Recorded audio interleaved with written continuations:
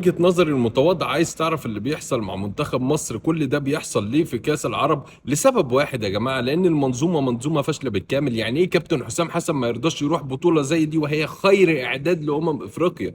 هتقول لي علشان اللعيبة بالصف الأول ولا حصل إصابات؟ ما أنت واخد لعيبة ما بنشوفهاش أصلا ولا بتشارك مع المنتخب ولا عندها خبرات دولية. طب ادي واحد زي مصطفى شوبير مثلا في البطولة دي يكون حارس المرمى. طب لا انت لو لعبت مش ما كنتش هتلاعب الصف الثاني بتاعك، ما كناش هنشوف واحد زي عمرو الجزار، ما كناش هنشوف واحد زي محمد اسماعيل بتاع الزمالك. في لعيبه كتير كان ممكن نشوفها وكان يحصل استفاده.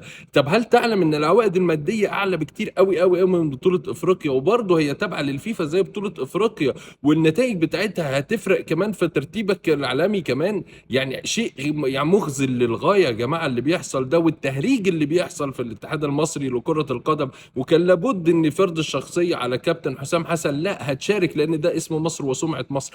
لعيبه كتيره كان ممكن تجربها، ترجع امام عاشور تاني للفورمه. تخيل انت بقى لو فزت انت بطوله زي دي وكنت رحت بيها ولعبت بالفريق التاني، تخيل كل اللعيبه كانت هتروح افريقيا معاك فت. ولكن انت خفت من الاصابات ولا خفت على شكلك ولا خفت على منصبك؟ ده شيء غير معلوم. ولكن الصراحه الاداء اللي بنظهر بيه اداء هزيل هزيل هزيل. حلمي طولان لا يصلح ان يكون اصلا مدرب لمنتخب مصر. الراجل دايما كان بيدرب فرق في المنتصف الجدول، ودايما كان متعود ان هو بيلعب زود ديفنس وبيقفل وبيلعب الكونتر اتاك. فتخيل لما يكون معاه فريق بان مطالب منه انه يهاجم، ما شفناش منه اداء، ما شفناش كاتشان على خط المرمى. شيء صعب صعب صعب يا جماعه. كان ممكن تبقى فرص البطوله دي لميلاد لعيبه كتيره زي ما عمل كارلوس كيروش قبل كده مع المنتخب المصري، وابرز لنا محمد عبد المنعم، وابرز لنا لعيبه كتير.